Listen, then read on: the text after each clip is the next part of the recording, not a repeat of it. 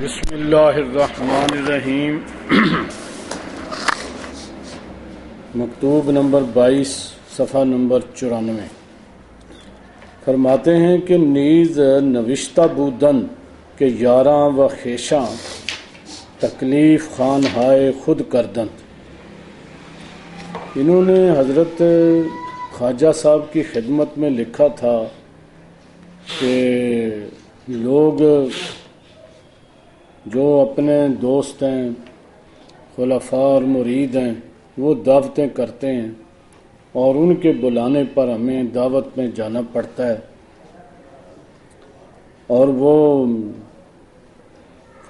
حلاوت و التزاز نہ ماند، لیکن پھر وہاں پر ہمیں وہ جو روحانی حلاوت اور لذت وہ باقی نہیں رہتی جو کہ آپ کی خدمت عالیہ میں ہمیں حاصل ہوتی ہے۔ تو جب ہم وہاں جاتے ہیں اور اپنے ادھر ادھر گھروں کے اندر جو دعوت کھاتے ہیں تو اس کے ساتھ وہ جو روحانی کیف، سرور، لذت اور حلاوت وہ جاتی رہی ہے۔ ایمان تو وہ میں پرسیدن، اور آپ نے یہ پوچھا تھا کہ دریں باب چے باید کر، اس سلسلے میں کیا کیا جائے؟ یعنی کہ لوگوں نے تو دعوت کرنی ہوتی ہے، وہاں جانا بھی ہوتا ہے، تو یہ اس دعوت کی وجہ سے وہ جو روحانی کیف ہے وہ جاتا رہا ہے۔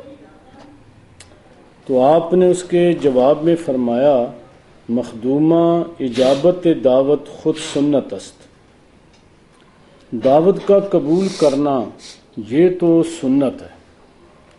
حضور آقا دو عالم بھی صحابہ کرام کی دعوتیں قبول فرماتے تھے، بلکہ آپ نے تو غیر مسلموں کی دعوت بھی قبول فرمائی اور وہاں آپ تشریف لے گئے۔ با اتیان سنت فطور در حلاوت چے گونا روت۔ سنت بندہ پوری کرے اور اس میں روحانی کیف اور حلاوت چلی جائے، یہ کوئی معنی نہیں رکھتا۔ ایک بندہ سنت پوری کرتا ہے، سنت پر عمل کرتا ہے، سنت کے لیے تگ و دو کرتا ہے، تو یہ کس طرح ہو سکتا ہے کہ اس میں وہ روحانی کیف اور سرور ہی چلا جائے؟ لیکن آرا شرائط است۔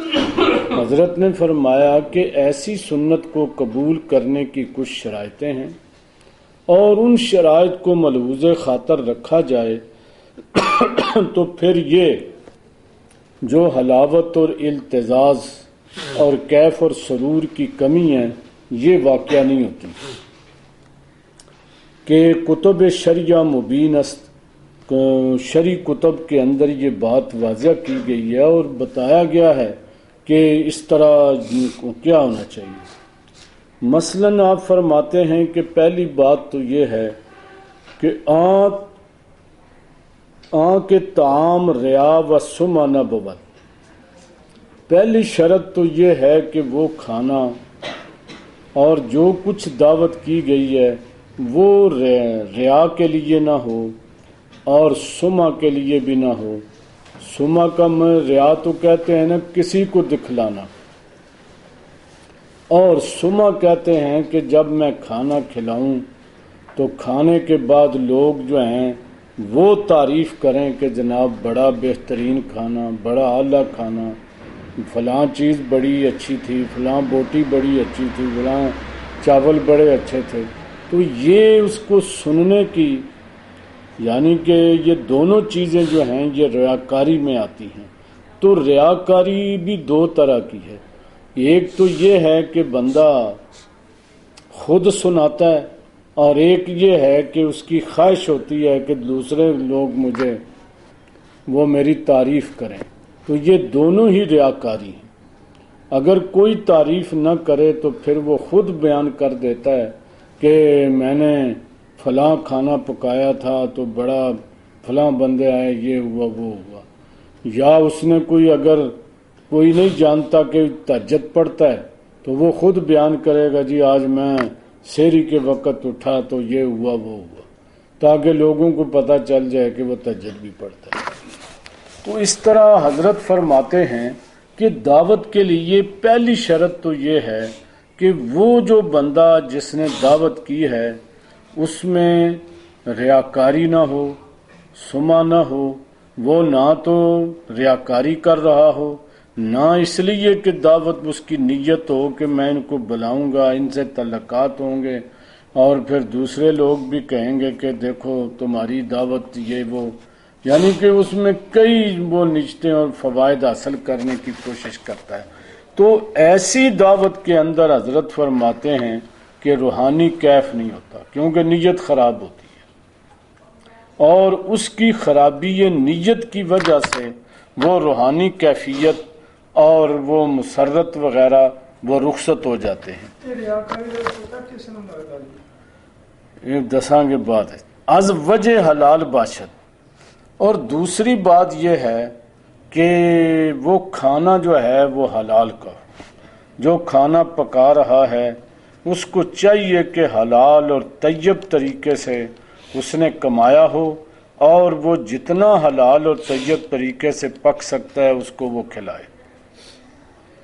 تو اگر اس کے اندر کوئی حلال کے علاوہ بھی کوئی چیز شامل ہو گئی تو پھر بھی وہ روحانی کیف اور مسرت جاتی رہے گی، سرور جاتا رہے گا، اور اس کے اندر فطور واقع ہوگا۔ اور تیسری بات یہ ہے کہ در مجلس لہو و لعب نہ بود، اور یہ کھانا جو ہے لہو و لعب کی مجلس میں نہ ہو۔ اگر اس کے ساتھ کھانا بھی وہ نیت بھی صحیح ہو اور وجہ حلال سے بھی ہو، لیکن وہاں پر یہ لہو و لعب کا سلسلہ شروع ہو گیا تو تب بھی یہی کچھ ہوگا۔ بلکہ لہو و لعب کا اگر پتہ ہو یا آپ کے جاتے ہوئے وہاں پر پیدا ہوا ہے تو آپ کو چھوڑ کر آ جانا چاہیے، اور وہاں پر ایک منٹ بھی قیام بھی نہیں کرنا چاہیے۔ وہ دعوت عام نہ باشد، اور چوتھی شرط یہ ہے کہ وہ دعوت عام نہ ہو، یعنی کہ عام لوگوں کو بلایا ہو تو جس کے اندر غیر اہل لوگ بھی شامل ہوں اور آپ بھی شامل ہوں گے تو اس کے ساتھ بھی وہ روحانی کیف اور سرور میں فرق پڑتا ہے۔ تو لہٰذا خصوصی دعوت پر دعوت ہو، نیک بندوں کی دعوت ہو، دعوت عام میں وہ بھی نہ ہو۔ تو اب آپ دیکھ لیں تو وہ ماندیاں اور اس طرح وہ دیگر چیزیں بھی، اگر دعوت مستجمع ہمہ شرائط بود، اگر یہ دعوت میں ساری شرطیں جمع ہو جائیں، وہ بنیت اقامت سنت اجابت واقع شود، اور سنت کے قیام کے لیے بندہ دعوت کو قبول کرے، تو فرماتے ہیں کہ وہاں پر وہ روحانی کیف اور سرور پیدا ہو جائے گا اور قطعی طور پر نہ ہوگا۔ اور پھر آخری شرط آپ نے یہ فرمائی کہ وہ خوردن طعام و خصوصیت منظور نہ بود، کہ پھر وہاں پر صرف کھانے کی نیت نہ ہو، آپ صرف دعوت قبول کریں کہ دعوت قبول کرنا یہ سنت ہے، اور وہاں پر جا کر یہ نیت کریں کہ وہاں یہ کھائیں گے وہ کھائیں گے، یا دعوت میں کمی ہو تو دل میں ناراضگی ہو، اور دعوت اچھی ہو وہ اچھے طریقے سے پیش کریں تو بڑا خوش ہو، تو یہ بھی پھر وہ دعوت کی کھانے کی صرف نیت ہوتی ہے، اور وہ اس کا دعوت قبول کرنے کی نیت نہیں ہوتی، کھانا کھانے کی نیت ہوتی ہے۔ اور جب کھانا کھانے کی صرف نیت ہوگی تو تب بھی فطور واقع ہوگا۔ تو فرماتے ہیں کہ امید است کے در نسبت باطن فطور نہ آرد، اگر یہ باتیں آپ ذہن کے اندر رکھیں تو بڑی امید ہے کہ آپ کی نسبت میں قطعی طور پر کوئی فطور نہیں آئے گا۔